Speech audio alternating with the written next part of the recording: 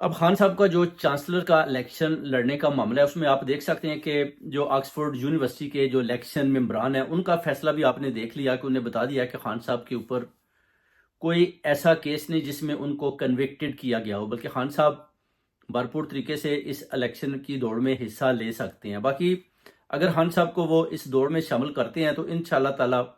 خان صاحب کی جو جیت ہے وہ یقینی دکھائی دیتی ہے، کیونکہ جتنے بھی یونیورسٹیز میں طالبات اور طلبہ پڑھ رہے ہیں ان سب کا جو فیورٹ ہے وہ خان صاحب ہے۔ خان صاحب کا ابھی جو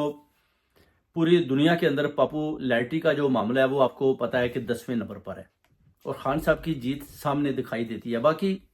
اگر کوئی کہتا ہے جی کہ ان کے اوپر 190 ملین پاؤنڈ کا جو انہوں نے بزنس ٹائکون ملک ریاض کو پیسہ دیا، اس کے بعد